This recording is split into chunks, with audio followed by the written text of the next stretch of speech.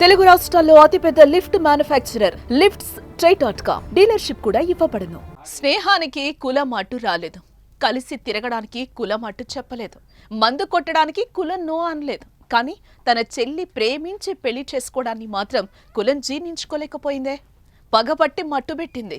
చెల్లి మెడలో పుస్తెల తాడును తెంపింది. తెలంగాణలోని సూర్యాపేట జిల్లాలో జరిగిన పరువు హత్యలో సంచలన విషయాలు వెలుగు చూస్తున్నాయి. సినిమా కథను తలపిస్తోంది ఈ క్రైమ్ స్టోరీ.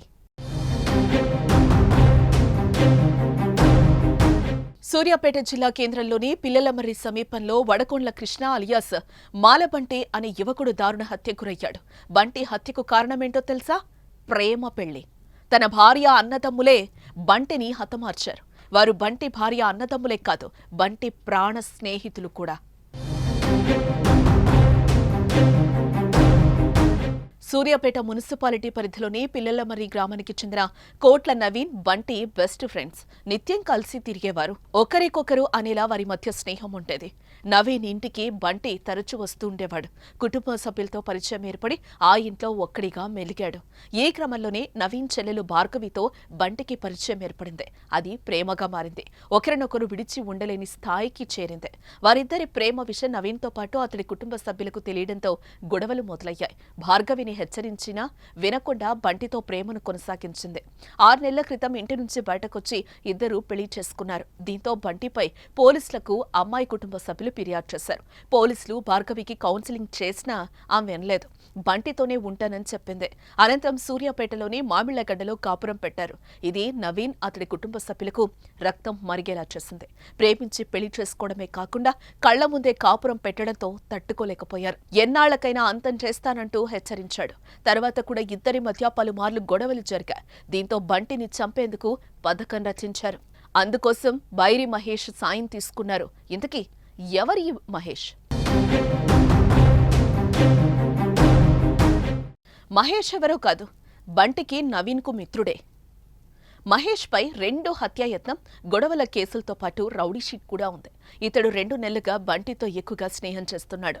చిన్న చిన్న సెటిల్మెంట్లు చేస్తూ వాటికి బంటిని పిలిచి డబ్బులు ఇచ్చేవాడని సమాచారం. ఈ నేపథ్యంలో ఆదివారం ఓ సెటిల్మెంట్ కుదిరిందని కృష్ణకు ఫోన్ చేసి రప్పించాడు. సాయంత్రం 5 గంటలకు తన వ్యవసాయ బావి వద్దకు తీసుకెళ్లాడు.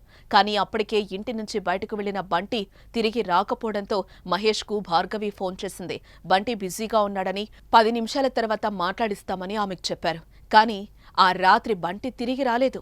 కట్ చేస్తే సోమవారం తెల్లవారుజామున పురపాలిక పరిధిలోని పిల్లలమర్రి సమీప మూసి కాలువ కట్టపై బంటి శవమై తేలాడు. తలపై గాయాలు, గొంతు నిలిమిన ఆనవాళ్లతో అతడి డెడ్ బాడీ పడి ఉండడంతో హత్యగా నిర్ధారించారు పోలీసులు. ఒక 6 months బ్యాక్ కులాంతర వివాహం చేసుకున్నాడు. డిసీజ్ వాళ్ళ వైఫ్ చెప్పేదాని ప్రకారం నిన్న 5 o'clock బైరు మహేష్ పర్సన్ వచ్చి తీసుకెళ్ళిండు. మార్నింగ్ మర్డర్ అయినాడు. కులాంతర వివాహం వల్లనే జరిగిందని వాళ్ళ ఒక కంప్లైంట్. అది పూర్తి విచారణ జరిపితే గానీ, కంప్లీట్ అయితే గానీ మనం ఏదైనా చెప్పగలం. ప్రాథమికంగా వాళ్ళైతే ఇద్దరిని సస్పెక్ట్ చేస్తారు. వాళ్ళు దొరికితే గానీ ఇంకెవరైనా ఉన్నారని చెప్పగలం. ఇక బంటి చనిపోయాడన్న వార్త తెలిసి భార్గవి కన్నీరు మున్నీరవుతోంది. తన అన్నలే చంపేశారని గోల పెట్టి ఏడుస్తోంది. బంటి కుటుంబ సభ్యుల రోదన కూడా ఆపడం ఎవరి తరం కావడం లేదు. అన్యాయంగా హత్య చేశారు కదా అంటూ బోరున విలపిస్తున్నారు. వీడియో కాల్ చేసి వాళ్ళ కోడలతో మాట్లాడిండు. వాళ్ళ కోడలు స్కూల్లో డాన్స్ వచ్చింది. నాన్న మంచిగా వేసినావు, నాన్న మంచిగా ముద్దుగా వేసినావు, నాన్న రేపు వస్తా నాన్న అన్నాడు. మాట్లాడిండు, నవ్వుకుంటా మాట్లాడి అక్క మళ్ళీ నేను సాయంత్రం ఫోన్ చేస్తా అన్నాడు. అటే కథ మళ్ళీ ఫోన్ చేయలేదు. ఇక మా అమ్మాయి కాడ ఫోన్ ఉందట. ఫోన్ ఎవరో ఫోన్ బైరు మహేష్ ఫోన్ చేసిండట. ఎన్నడు చేయడట అసలు బైరు మహేష్ ఫోన్ చేసి మరి ఆడికి రమ్మన్నాడో ఏం చెప్పిండో తెలియదు. ఎప్పటి నుంచో గత కొన్ని సంవత్సరాలుగా ఉంది వీళ్ళ ప్రేమ. పెళ్ళై 6 నెలలు అవుతుంది. పెళ్లి చేసుకున్నాక ఒక 2 వారాలకి వాళ్ళు గొడవ పెట్టిరు. స్టేషన్ లో కేసు పెట్టిరు. కేసు పెడితే అమ్మాయి పోనన్నది. తమ్ముడు అన్నాడు, పో మీ అమ్మోళ్ళు రమ్మంటున్నారుగా, పోయి ఉంచుకుంటే ఉండు. అమ్మాయి 3 రోజులు పోయింది, వాళ్ళ ఇంట్లో ఉన్నది. మళ్ళీ తెల్లారి స్టేషన్ కి వచ్చిర్రు. వచ్చినాక కూడా మళ్ళీ మాట్లాడిరు. అమ్మాయితో అబ్బాయితో మాట్లాడితే అమ్మాయి నాకు బంటే కావాలన్నది. వాళ్ళు తిట్టుకుంటూ అందరు వెళ్ళిపోయారట. ఇన్ని రోజులుగా సైలెంట్ గా ఉన్నారు. వాళ్ళ అమ్మ వచ్చి వాళ్ళ బిడ్డతో రోజు మాట్లాడిపోయేది, సమాచారాలు తెలుసుకొని పోయేది వాళ్ళమ్మ.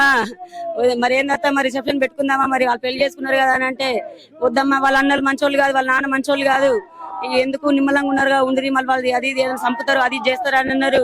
అమ్మ రోజు వచ్చి రానికి రెండో పెళ్లి చేస్తాం, మన ఊర్లో అట్లా మస్తు మంది చేసుకున్నారు, నీకు రెండో పెళ్లి చేస్తాం, మనకొద్దు ఆయనకి ఏం లేదు, కులం లేదు, ఆస్తి లేదు, ఎందుకు అని చెప్పేసి వాళ్ళమ్మ వచ్చి చెప్తుందట. నైట్ లో ఫోన్ చేసిర్రు 5ంటికి, ఈవినింగ్ టైంలో 5ంటికి బయటికి వెళ్ళిండు.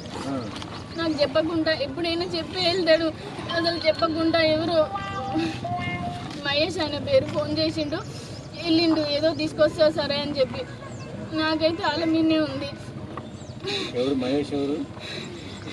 చాలగడ్డ అంటే ఎవరు నాకేం చెప్పలేదు, అసలు చెప్పి కూడా పోలేదు, ఎప్పుడైనా చెప్పి పోతాడు. మీ పేరెంట్స్ మీద ఏమైనా అనుమానం ఉందా? ఈ మధ్యకాలంలో మీ అన్న ఏమైనా బెదిరిస్తుందా? అనట్లేడు.